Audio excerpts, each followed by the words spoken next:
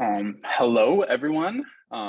For everyone who isn't one of the 5 people or someone who knows me already, that I had the pleasure of chatting with during the speed networking. My name is Joshua Hauf, and for the past 10 months, I have been the Minnesota GreenCorps member serving with the Reuse Minnesota team. So just kind of going over my general responsibilities a little bit. In addition to general staff support, blog writing, and some additional conference planning, my main priority has been this storytelling portfolio. And it's always been kind of about gathering the information that's more difficult to measure and kind of presenting our member organizations through more of a qualitative lens. Oftentimes it's pretty easy to get caught up in all the numbers of environmental work, whether it's to justify programs for grant funding or simply to communicate information quickly. And those numbers are essential to supporting reuse work, but I really appreciate the approach that I was able to take with this portfolio. And it just kind of required me to sit down with our member organizations and start up conversations. And through those conversations, I learned that the missions and the work that is being done here in Minnesota is best told through stories and from the voices and minds behind the work.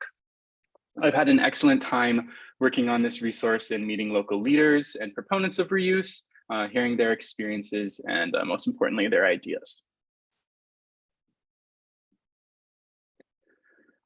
So just kind of going over the shape of the portfolio, I think everyone should have access to it already.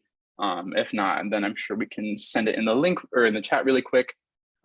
So there are 8 different reports, 2 pages each per member organization that was involved in the creation of the portfolio. And these were designed specifically by the Reuse Minnesota staff to work collectively as a portfolio and tell that greater story of reuse in our state. But it was also important to us that we build these stories in a way that each independent organization can share and use as a promotional tool on their own. So it sounds like this is going to be a template that we use moving forward to share the stories of our member organizations and help promote them and share reuse in our area. The focus of the site visits, it was always to, again, capture that information that is less immediately measurable. I didn't have any reports pulled or analyzed or anything. It wasn't too much of a number heavy project at all. I just kind of showed up and asked a series of storytelling based questions. And it's through that process that I found much more information and ideas than I was expecting. And of course was met with the enthusiasm that is so common with the reuse sector. This is, of course, just a small representation of reuse in our state. So I do challenge everyone, particularly those in greater Minnesota or out of state, to explore the reuse opportunities in your community and share those experiences with others so that they can do the same. So what makes reuse organizations stand out in my mind is that idea of pursuing a triple bottom line model in terms of operations. I think this allows for a more diverse, flexible, and important resource to communities that these organizations serve. And additionally, this opens up so many opportunities in terms of allowing the organizations to be mission-based, responding to community needs, and ensuring that the services and goods are accessible to everyone. This holistic approach to operations is what allows reuse organizations to engage customers and create the stories that I'm able to share with this portfolio. If you are looking for that kind of that hard data and those numbers, definitely check out the Measuring Statewide Impacts of Reuse report. That's on our website. I'm sure Carolyn or Emily can send that link in the chat too.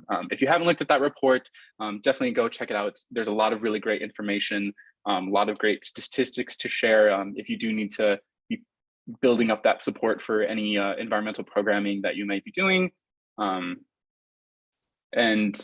But there's a kind of a quick little snapshot there on the screen, kind of a quick and dirty look at the 3 categories that are so essential to reuse and its agents, and that's that economic, social, and environmental categories.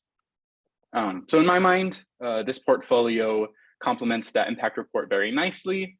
While the data you can see on the screen communicates that more tangible impact, it's the stories behind the work that communicate how the impact is made, and the processes and ideas that guide reuse, and hopefully will inspire more great work in the coming years.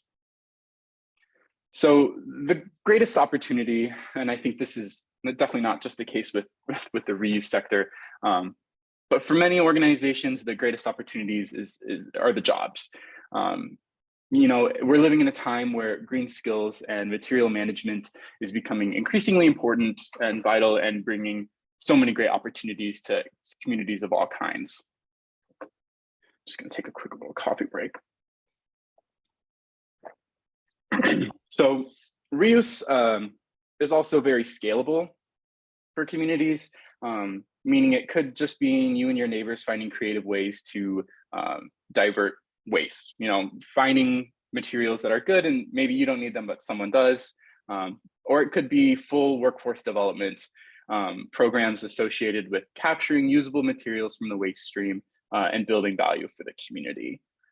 In addition, and I've definitely benefited from this, there are plenty of fantastic entry-level jobs to, especially for the younger crowds or people who are maybe looking to transition their careers into more sustainable efforts. Reuse is just fantastic in connecting people with great work that impacts their communities in really meaningful ways. And of course, there always is that cultural and social value of materials to consider, whether it's a vintage jacket, antique piece of furniture, if it's a specific architectural style, or if it's an entire building. These materials to be used again have cultural significance to many, whether it's for their quality, if it is for the craftsmanship, the history, and of course, the story. It's the story that the materials tell that means a lot to some people. And one of my favorite parts about being able to shop reuse and kind of be in this world is it's really great for a conscious consumer. Reuse retailers are the best way to feel confident in the way that you spend your money. You know that it's benefiting people, it's your neighbors who are running the businesses. It's keeping that value in your community, and you know that you're supporting organizations with that multifaceted approach. And pursuing that triple bottom line, which I think is super, super important, and a great way for people to support their money and connect themselves with the materials that they need.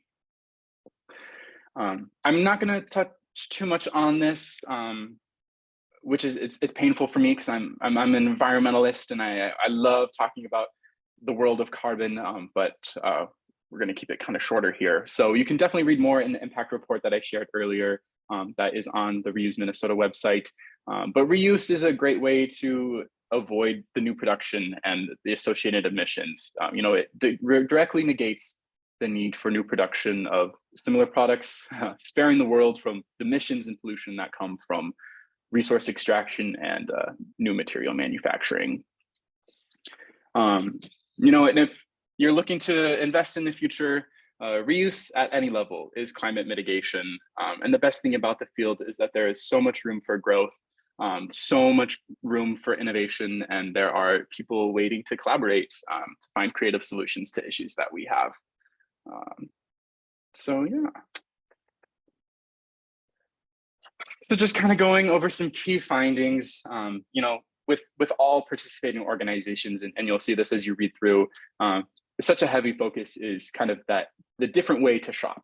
It's much more engaging. It's turning kind of an errand into an experience is how I see it many times. So reuse retailers, again, they benefit from that social element that comes with shopping. It inspires connections to be made, conversations to happen, all while you explore local offerings and goods. It's with that inherent focus of reuse. It's all about the local people. It's all about that community. For many of these organizations, we're talking about trading, exchanging, selling, and reusing of local materials and services. And it is that focus, I think, that really gives reuse organizations a really strong platform for equity. It's important to note, and again, you'll see that throughout the portfolio, that each organization participating in the portfolio shared their initiatives to further equity work here in Minnesota. And these are important initiatives. These are fantastic initiatives. A lot of great work is being done, but I will say that we shouldn't get caught up in that. There's still so much work to be done in terms of equity here in Minnesota, and that's not particular to any particular field. It's definitely not just reuse. It's public, it's private, it's government, it's people, it's the whole thing. So just knowing that it's important that we constantly find ways to do and demand for more for equity. But definitely read a lot of the portfolios. They're really great. There's a lot of really great work being done. So definitely, I challenge you to learn more.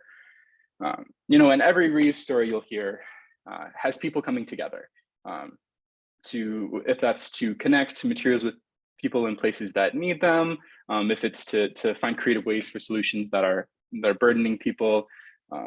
It's in that collaboration, I think, and has been the case since I've been working on this portfolio, where the magic happens, I think. It's through that collaboration that reuse leaders are able to pursue new initiatives and make larger impacts, meeting consumer and local needs with new ideas and not new products. This portfolio reflects some of that innovation. Again, there's so much more. The world is so much bigger than what you'll read here. So again, definitely find what makes sense for you to dive into reuse. And that innovation comes from the incredibly passionate and creative individuals that are behind the scenes, who are always finding ways to make sustainability sell and support communities here in Minnesota. It's been an absolute pleasure getting to know some of them through this storytelling journey. So I kind of want to wrap up. This is my last slide with, of course, some recommendations. I am in no way the leading expert of the best ways to build reuse, but here are some ideas that I stumbled upon and had in my conversations throughout this project. So kind of starting on an individual level, what you can do every day to support reuse. Of course, shop your local reuse stores, whether that's for home goods, clothing, if it's building materials, great. And any way that you can avoid buying new, I think is definitely the best way to support the field. And if you don't need to buy something new at all, then you shouldn't. Always prioritize rental options too. I think this is definitely something that's growing. You'll definitely find plenty of rental organizations in the Reuse Minnesota directory if you want to take a look there. And then, of course, prioritize repair services. This is something that I am trying to do myself more and more, kind of build some sewing skills. I don't have any particular strong skills with sewing, but I have a lot of clothes that would benefit from a button that has fallen off. So that's just one way, again, to incorporate kind of in your daily life. And that's just kind of what my particular plan is to do this more. And of course, sustainable education is essential. I think youth particular in terms of education is really great, because I think as soon as we can start building those sustainable mindsets and those sustainable habits, that'll just be the go-to. That'll be the status quo. We just will be living more sustainably. So youth education is essential, but let's not give up on the adults. It's not too late for them too. So anyway you can support education in your daily life, I challenge you to do so. Stepping up into that community support level. This first idea actually came from a conversation with one of our member organizations in terms of increasing visibility for outlets that we have here in the cities and in the greater state. So just kind of, if it's a campaign that's sponsored by, if it's the city, if it's a county, if it's the state, awesome. If it's volunteers, great. Just any way that we could work together to kind of build awareness for where these locations are, what they do, and how they can help individuals. And kind of the next step, invest in reuse skill building. So attend your county's Fix-It clinics if you have them, and if you don't have them, then maybe you can try and organize how to start one in your county. There's resources available at Reuse Minnesota, so definitely feel free to reach out. We would love to work with you there. And if it's a bigger workforce development program, then that's even better. Any way that we can build more people into the field, ride on that community aspect, I think is definitely the best way to collaborate and build the movement forward. And the final section, and I think, I studied policy, and this is still a little bit sometimes the most confusing and can feel the most nebulous for people, but it's that level of policy support that's really essential. It will really be able to, push us forward in terms of a state, and we'll be able to continue leading the nation in some investments in infrastructure for reuse. So we are lucky to benefit from a really great investment level from the state in terms of reuse and waste diversion. I'm super happy to see from the past budget. Again, I think we can always ask for more and we can always do more, but that's a great starting point. So I challenge everyone to look into kind of those resources and see if they can help you with your organization or a friend or acquaintance in their organization. But look into grant investments to fund operational, programmatic, or labor costs for your organization. Support policy creation. I heard right to repair spinning around earlier in the speed networking. That was a big win for terms of reduction of e-waste in our state. So that's fantastic. And then, of course, take advantage of these resources that are being shared out. If there's the show of the demand for it, there'll be more in the future. So take advantage of what makes sense for you, what's accessible to you, and share your experiences and stories with others so that they might be able to do the same. I believe that is everything. I'm not sure where we are on time, but I just want to thank everyone for sticking around and kind of open it up for questions if people want to stay on any longer, or most importantly, if anyone has any ideas, that would be fantastic. But thanks again. My name is Joshua Hauf. I am the Minnesota GreenCorps member for Reuse Minnesota and Mythos, and I will call it at that. Thank you, Josh. That was awesome. That was really great to hear. And Josh mentioned the link is in the chat to see those profiles, so definitely check those out. We are at time, but I think if people had questions, we can certainly provide space for those. So if there's anybody who wanted to share, there's a clapping from Ben. That's awesome. If anyone has a question, yes, you can definitely.